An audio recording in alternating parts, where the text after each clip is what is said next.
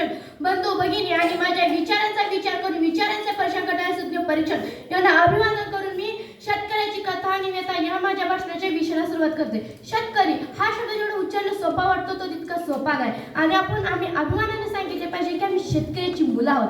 पण आज तोच अभिमान दाखवताना आम्ही डगमगतोय. माहिती आहे आम्हाला याचा अभिमान वाटला पाहिजे की आम्ही खूप नशिबान आहोत, कारण आम्हाला शेतीकडून संस्कृती मिळते. पण आज त्यात अभिमान दाखवताना आम्ही डगमगतोय का? कारण अन्न, वस्त्र, निवारा या मानवाच्या मूलभूत गरजा आहेत आणि या गरजा या बळीराजात कशी पूर्णच होऊ शकत नाही. पण आज तोच बळीराजा अपूर्ण आहे.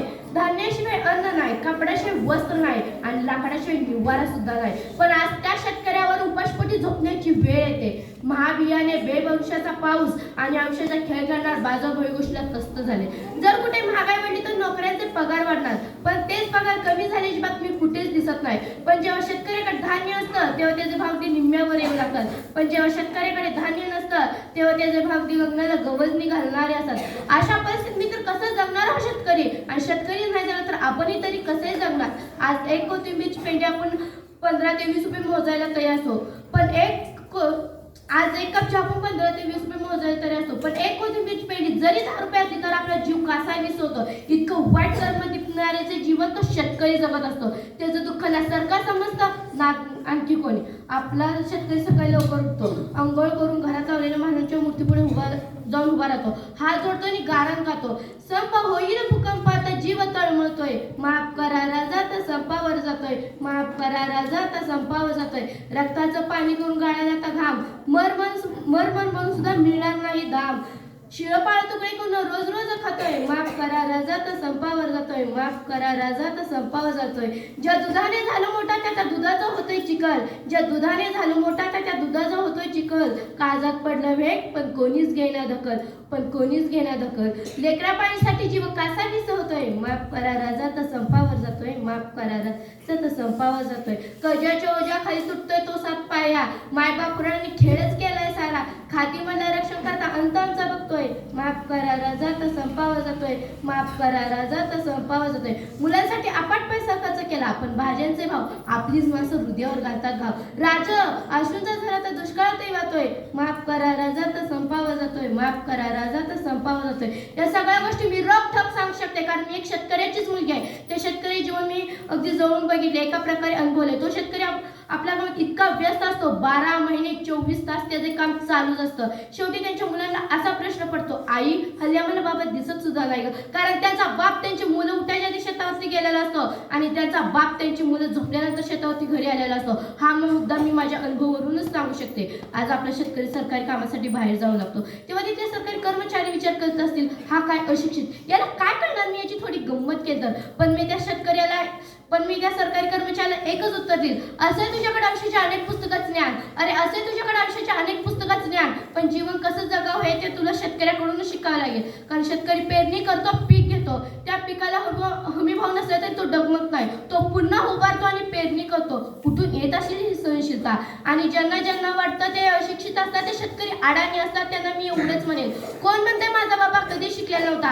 अरे कोण म्हणतं माझा बाबा कधी शिकलेला नव्हता? माझ्या बाबा शाळा तर वेगळीच आहे, माझ्या बाबा शाळा तर वेगळीच आहे. दिस उजाडला की सुरू शाळा, दिस मावळला की संपली शाळा. जमीन कागद तर नांगर पेन्सिल आहे, माझ्या बाबा शाळा तर वेगळीच आहे, माझ्या बाबा शाळा तर वेगळीच आहे. आज सांगताना अत्यंत वाईट वाटतं की कर्जमाफीसाठी त्या शेतकऱ्याला स्वतः संप करावा लागतो. यापेक्षा लाजवानी कोणती गोष्ट नाही. अरे आम्ही मौज मजा करण्यासाठी कर्जमाफी नाही मागत, ना लग्न थाटत करून देण्यासाठी कर्जमाफी नाही मागत, तर आमचा भाव आमच्या कन्यादानापर्यंत जगला पाहिजे, टिकला पाहिजे यासाठी कर्जमाफी मागतोय. आताच एक नवीन उपक्रम हाती घेतला जातो, 5 वर्षाचं उत्पन्न डबल. एक पट असताना बाप आत्महत्या करतो, डबल केलं आई आत्महत्या करते, आता असं वाटू लागलंय. आज रात्री सुद्धा जीवित असल्याने माझा बाप शेतात पाणी सोडायला जातो, त्याची घरी येण्याची कोणती शस्त्र नसते, कोणतीच आहे. अशा परिस्थितीत आमच्या हातात पेपर येतो आणि पेपरामध्ये बातमी असते, एक रोज तर शेतात पाणी सोडायला जातो, त्याला विजेचा झटका. काय अवस्था असेल मायले करायची ती आम्हालाच माहिती. आज गहू पिकवायचे आम्ही आणाव शरबती गहू, द्राक्षी मोसंबी आंबे पिकवायचे आम्ही आणाव अमुक फ्रूट कंपनी. अरे गाई आमच्या आमच्या म्हशी आमच्या हात दुखेपर्यंत बापान दूध काढायचं आणि नाव आगे आगे बढता इंडिया अमूल दूध पिता इंडिया. वा, मला कुणावरती टीका टिप्पणी करायची नाही. शिवाय टीका टिप्पणी करायचं माझं वय सुद्धा नाही, पण आज जे दिसतंय ते सांगायचं आहे. अमूल दूध पिता इंडिया. अमूल ना माझं नाव आहे ना माझ्या बापाचं. ना दूध देणार त्या गाई म्हशींचं, मग अमूल दूध पिता इंडिया. वा, हा नाही आमच्याच बाबतीत का असं सांगताना लाज वाटते. पीक पिकणारा सुद्धा मरतोय आणि पीक पिकवणारा सुद्धा मरतोय. एका मुलीची आत्महत्या कारण हुंडा प्रत्येक क्षेत्रात दिला जातो, हुंडा प्रत्येक क्षेत्रात घेतला जातो, पण आत्महत्या करणार ती मुलगी शेतकऱ्याचीच असते. आज कुठल्याही क्षेत्रात पुढे जायचं असेल तर शिक्षण घेणं महत्वाचं ना, मान्य आहे ना, कारण शिक्षण ही काळाची गरज आहे. आम्ही शिकतो आणि आमचा बापही शिक्षण देतो, पण कुठल्याही मोठ्या पदावर जायचं असेल तर शिक्षण घेणे गरजेचं आहे असा कायदा आहे ना. मग कुठल्याही क्षेत्रात काम करायचं असेल तर 2 वर्ष शेती केलीच पाहिजे असा कायदा अंमलात आलाच पाहिजे. तेव्हाच आमच्या शेतकऱ्यांची कष्ट, त्यांची मेहनत त्या सर्वांना समजेल. असं काय ना, फास्ट परवडतं, TV परवडते, 4 व्हीलर परवडते, पण कांद्याचे भाव जरा जरी वाढला तर कांदा माल रडवतो. वा, हा कुठला न्याय? अशी कोणी बातमी वाचली का फास्टने शेतकऱ्याला रडवलं, अँटी रॉडफोनने शेतकऱ्याला रडवलं? अशी कोणती बातमी जाईल ना, हेच आमचं मोठं दुर्दैव. आजच्या परिस्थितीत वृद्धाश्रमाची संख्या कितीतरी पटीने वाढ चालली आहे. मुद्दामच एका वृद्धाश्रमाला भेट द्यायला तो पडलेल्या एका वृद्ध जोडप्याला प्रश्न विचारला की तुमचा मुलगा काय काम करतो, तर प्रत्येक जोडपा तुम्हाला हेच उत्तर देईल की माझा मुलगा डॉक्टर आहे, माझा मुलगा इंजिनियर आहे, माझा मुलगा वकील आहे. प्रत्येक जोडपा असं नाही म्हणणार की माझा मुलगा आडाणी शेतकरी आहे, कारण त्या शेतकऱ्याला माहीत असतं आपल्या आईबापांचं किती कष्ट केले, किती मेहनत केली, त्याचा कसा सांभाळ करायचा असतो हे त्या शेतकऱ्याला माहीत असतं.